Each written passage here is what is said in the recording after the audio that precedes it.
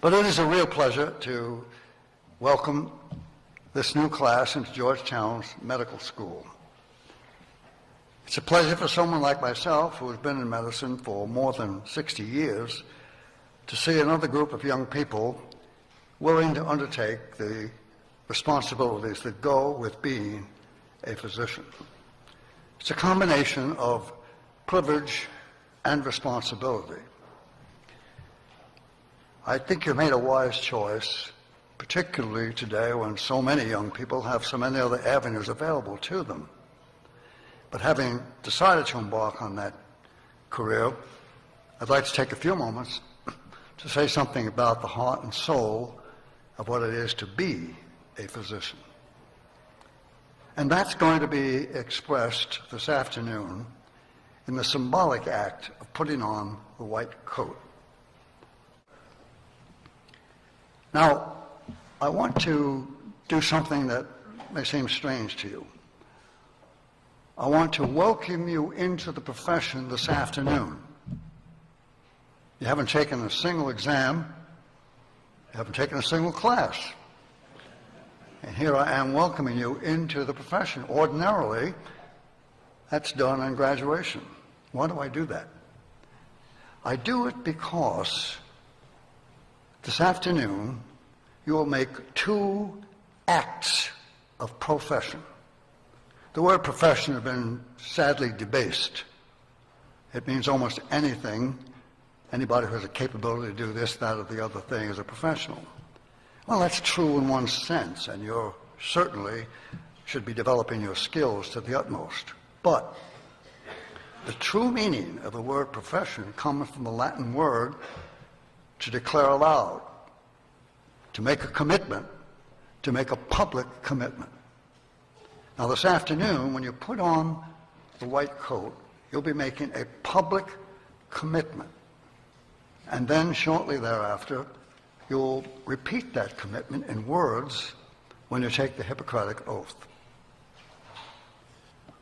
I'd like to point out to you that another time you will do this is when you graduate, and then every day in your clinical life, for those of you who are clinicians, every day in your personal life, you'll be making a private act of profession to the patient. That patient will come into your office, or you will approach the patient on the gurney, and you'll say, in some variation of these words, "What's wrong? How can I help you? What can I do for you?" Those are questions, but in those questions there's the public act of profession, there's the public promise. Because if I came up to you with those words, you would expect two things from me. One, that I would be competent, that I have knowledge and skill necessary to make a valid invitation to you, which is what it is.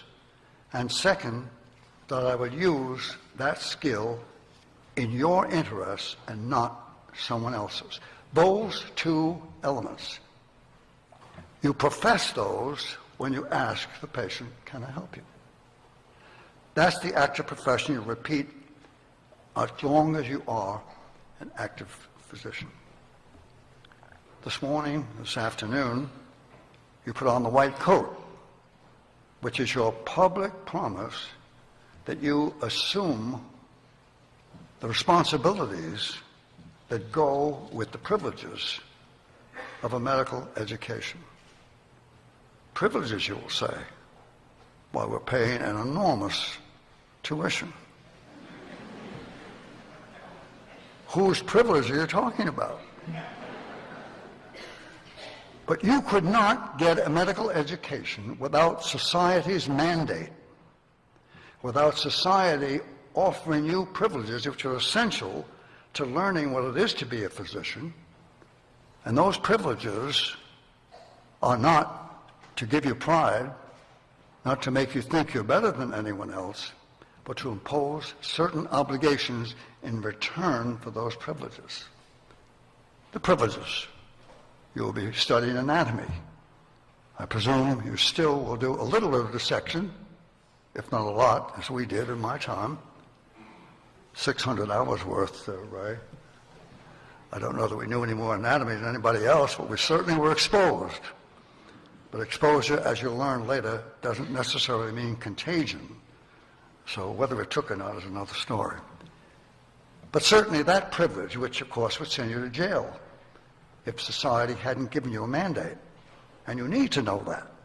How else can you learn about the human body?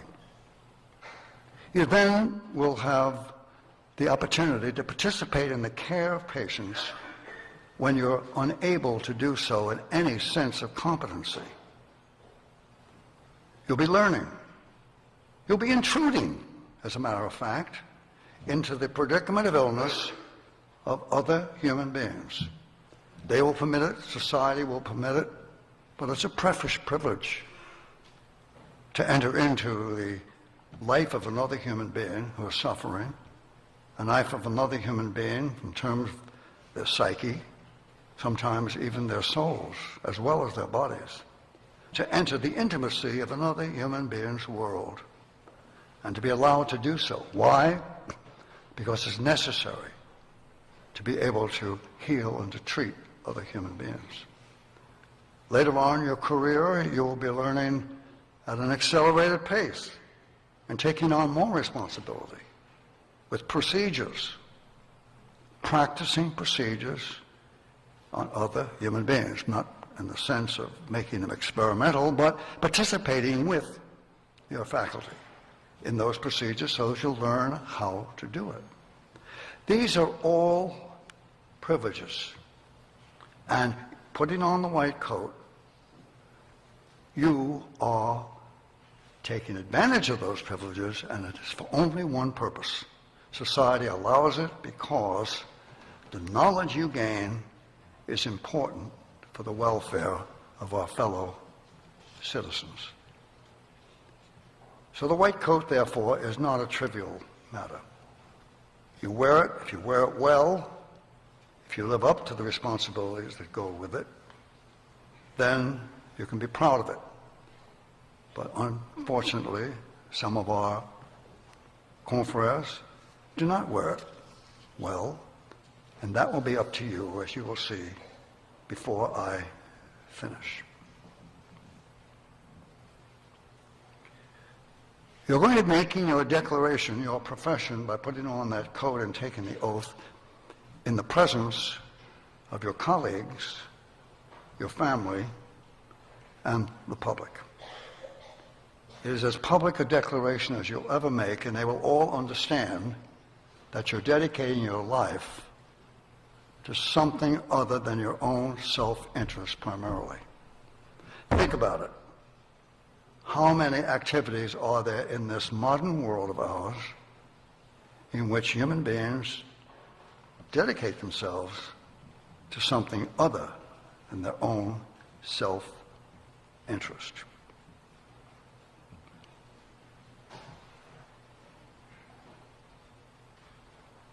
From this day forward, the sincerity, the genuineness of your active profession will be threatened. You're a human being, like all the rest of us, and it'll be threatened from many quarters. There's an obsession today with bottom lines, competition, profit, deprofessionalization, taking you away from the notion of profession to your own interest in the industrialized and commercialized world that medicine exists in today. You have your own urges to power, prestige, riches, pleasure. They'll all threaten that same profession and undermine it. It'll be easy to rationalize it. There's prevailing moral skepticism in our society, notion that ethics is a matter of statistics. The more people we help, the better, regardless of what method we use. Standards of right and wrong are under question. It's going to be very easy to become lost, to become morally lost, emotionally lost. And I can tell you that that is not something which happens only to medical students or residents. It happens to physicians throughout their lives. And the most conscientious of them ask themselves, have I lived up to the commitment I made when I took the oath, when I made my profession? Was my act of profession genuine? My promise? Did I keep the promise? So to help you, if you veer off course, to help you to look at who it is and what you are and we are, let me give you a few compass points, those to which Dean Mitchell so graciously referred. The first one, the first compass point surely is setting that compass on the North Star. And what's the North Star of your active profession and of our profession and of what we do?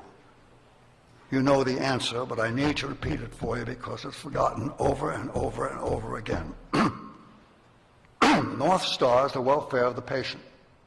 That is the first genuine moral precept of the Hippocratic Oath, which you'll be taking. It's not do no harm. No, I will act in the best interest of the patient according to my best abilities and do no harm. Obviously, if you act in the best interest, you'll not do any harm. But not doing any harm is a minimalistic approach to medical ethics. That's what the law requires. The law is minimalistic. It doesn't tell you what you need to do to help someone, only what you must avoid. And that's sensible in law, not in professional ethics. So the first compass point to ask yourself over and over again, whatever it is I did and I'm about to do, did I do this in the interest of the patient? The second one is, and I just used the word patient, that it is patience we serve. Patience, from another good Latin word meaning to suffer, to bear a burden. A sick person is someone who's had a change in their existential state. They're not the way they were before they became a patient, before they decided after a symptom that they needed help. You become a patient when you decide you need the help of someone who has knowledge that you don't possess to help you out of the predicament of illness. Patient. We are not treating clients, consumers, customers, insured lives, items on the balance sheet, or centers of profit or loss. All of the trademarks of a business enterprise. Nothing wrong with business. But we are not selling a commodity. Our patients are human beings who are in a situation of distress. Think of it now as you're sitting there. Suppose you develop a pain in the chest. You're intelligent enough already to know that even at your age, I can assure you, you could be having the beginning of a heart attack, or several other possibilities we won't go into. At that point, everything you plan to do this afternoon becomes reshuffled. Your life has changed. You've lost the freedom to do everything you want to do. You're worried. You don't know what it's due to. You don't know how serious it is. You have to put yourself in that predicament into the hands of another human being. And you're going to be that human being to whom another will entrust his or her welfare. So you're not making an active profession as a provider. Be careful of the metaphors. As you use metaphors over and over again, you begin to think sometimes that they're actually true. You're not a case manager, you are a physician, and medical care is not a commodity. How could it be? How could it be like beer and pantyhose, to be facetious about it? Its price, its availability, its distribution dependent on the operation of the marketplace. Nothing wrong with the marketplace. It's a wonderful way to distribute things in a free society. But medicine doesn't deal in commodities. You've made a profession. You made a promise to deal with vulnerable human beings. Those are the third, fourth compass points. Remember always that you have and will have enormous power to help and to harm. And today, as we gain increasing power over every facet of human life through the advance and progress in contemporary biology at the molecular level, it becomes clearer and clearer that if we are to use that power wisely and well, it must be used within ethical constraints.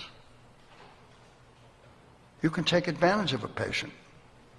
The patient is vulnerable but also exploitable. Sadly, that exploitation has occurred, will occur. It is not consistent with the active profession you're making today or will make in a few moments.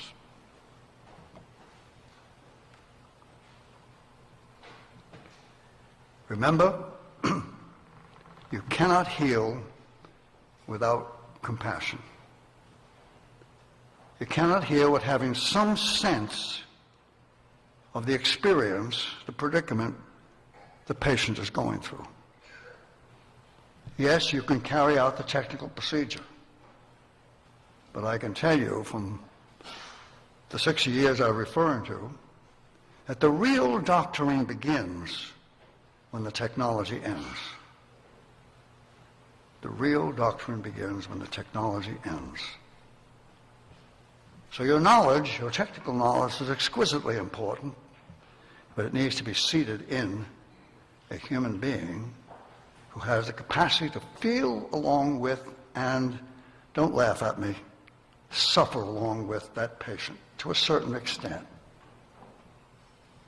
That's what the word compassion means also, to suffer along with. These words entered the English language because they expressed something that was much more profound than the ways it had been expressed. Compassion. That compassion, however, has to be married to objectivity. You cannot simply feel for the patient if you don't know what you're doing.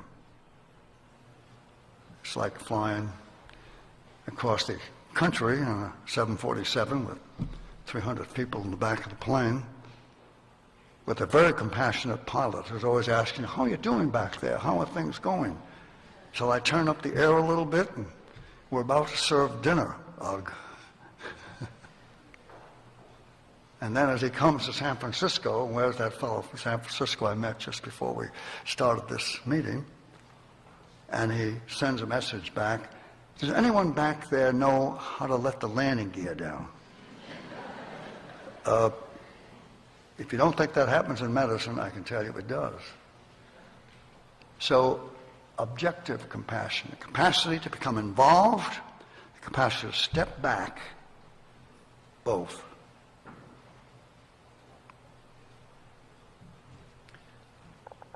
Remember, you cannot escape complicity. You write the order.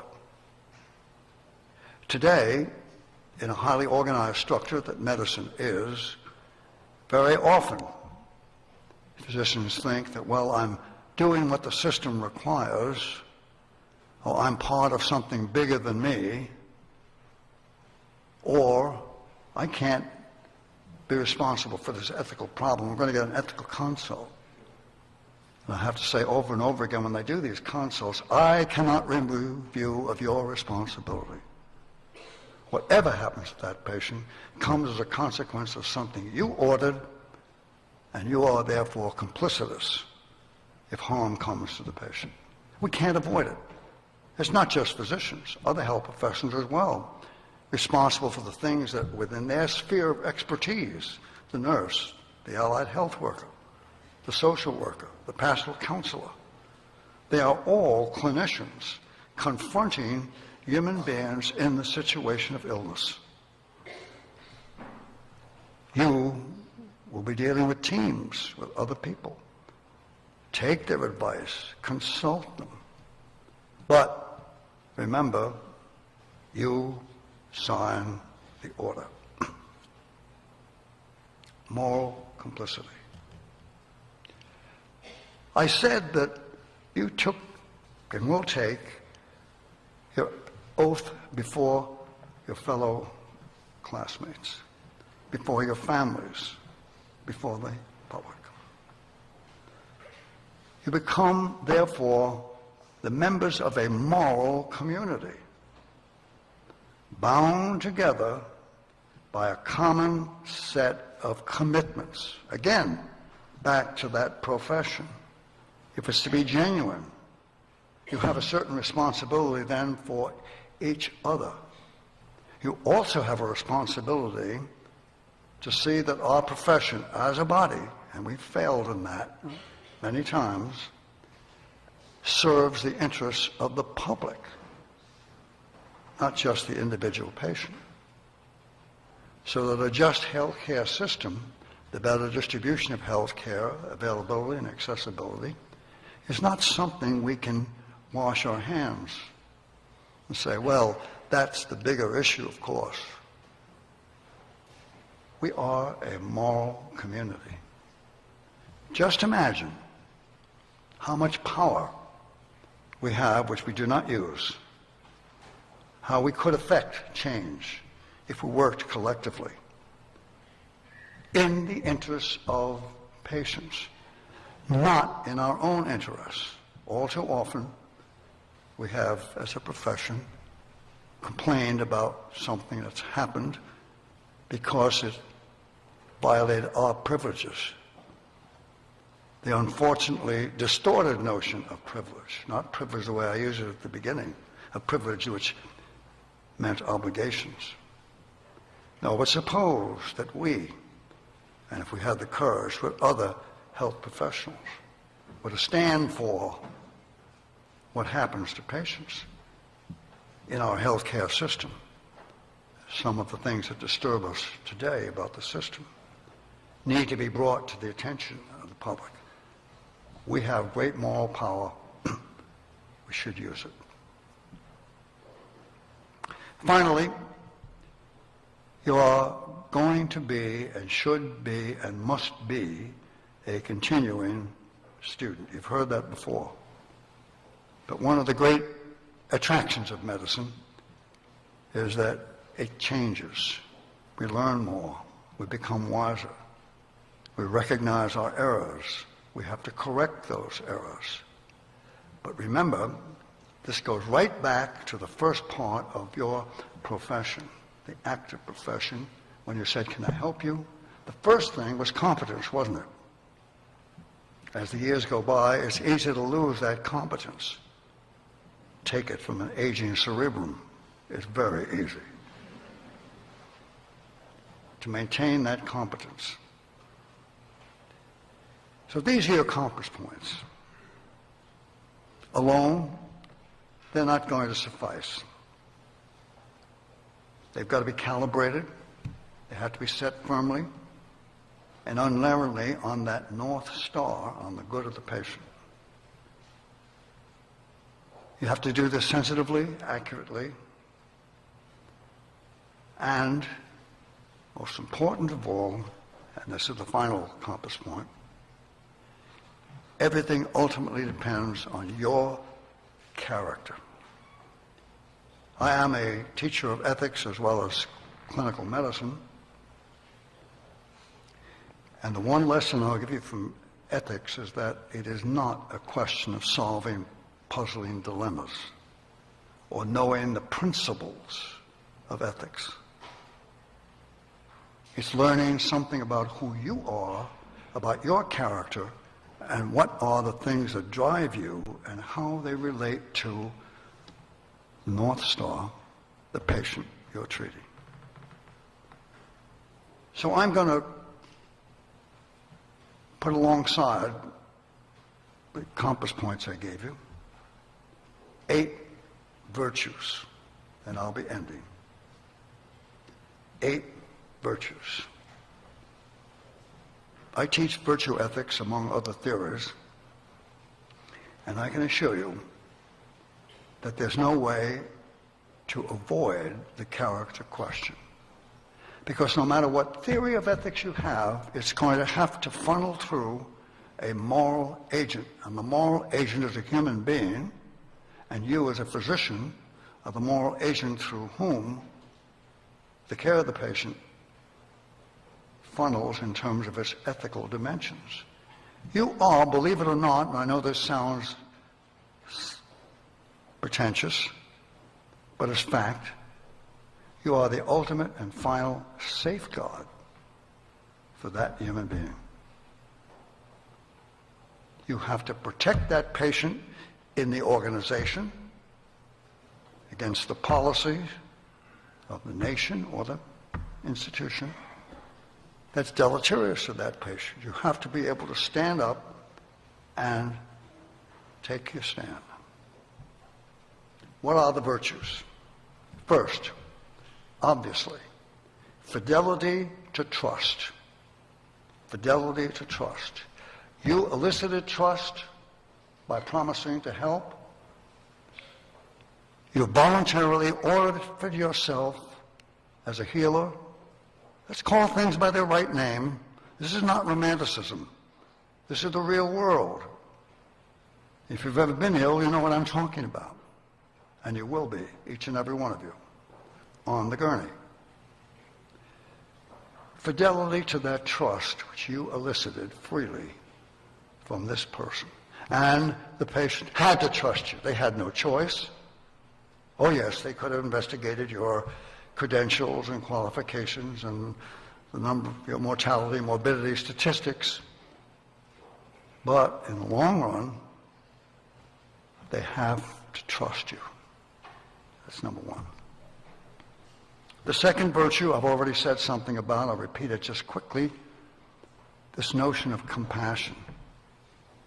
Over and over again, common criticism of our profession is that we do not ever seem to understand the situation the patient is as a sick human being.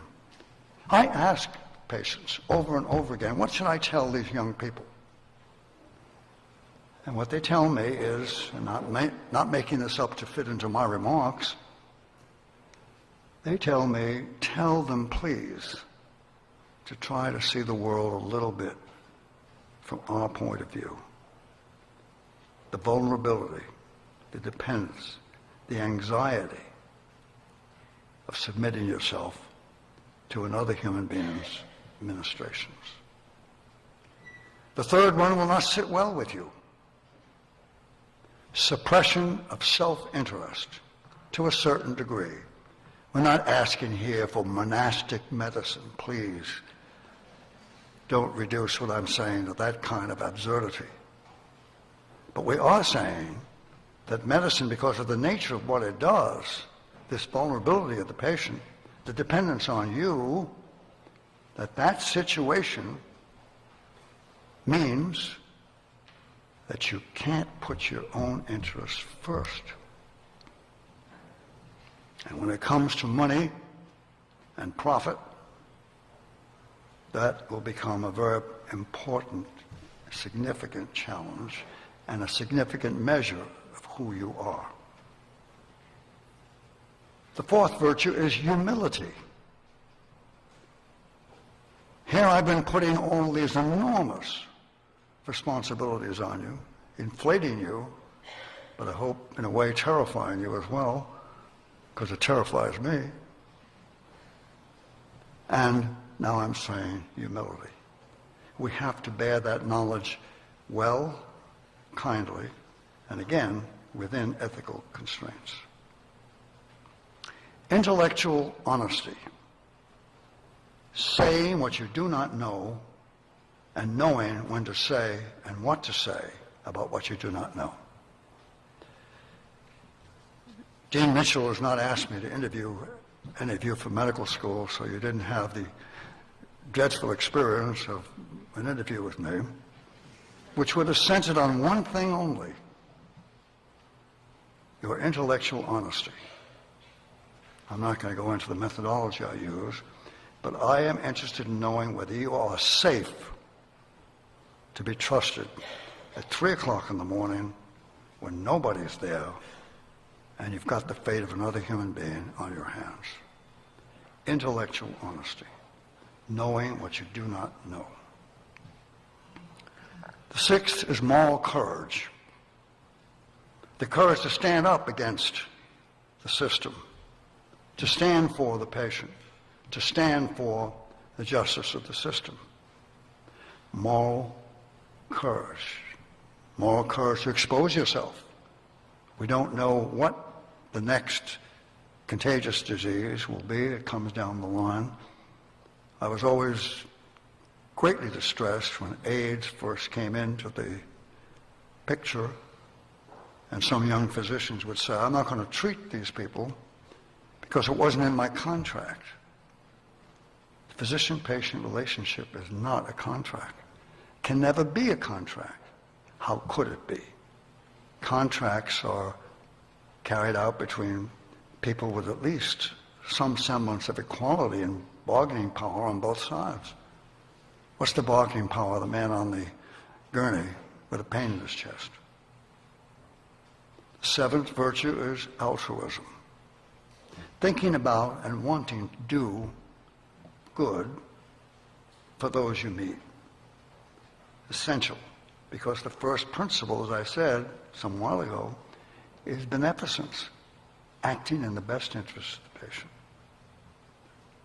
And then finally, moral integrity. Knowing where your no is. There are some things you must never do. I know you won't like this, but there are moral absolutes, at least in medicine, without arguing the case elsewhere. There are moral absolutes in medicine, which can't be abrogated without your abrogating this active profession you're taking this afternoon, will take in a few moments, and take throughout your life. So, many times, if you're a conscientious physician, during the course of your professional life, you'll want to examine where you have been. If you're really conscientious, you'll examine yourself at the end of each day. Did I carry out my daily work in accord with the promise I made, the fidelity to trust?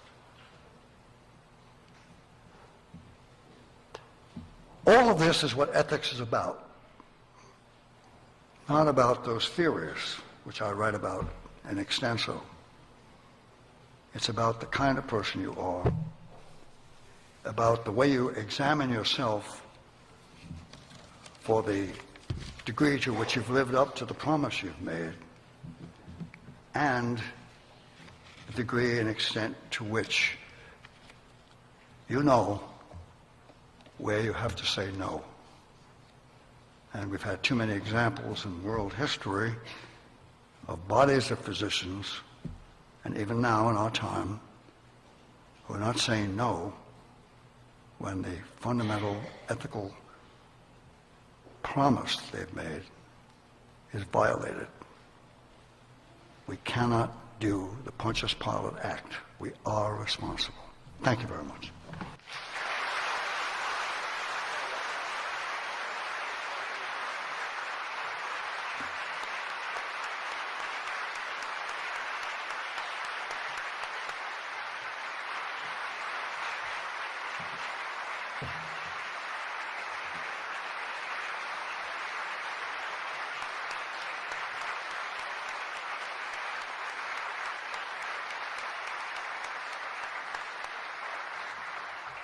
Dr. Pellegrino, this class has actually learned a little bit about at least 4 of our founders, as we talked a little bit about the history, but our founders include our heroes and those who keep us on the compass points as we move as an institution.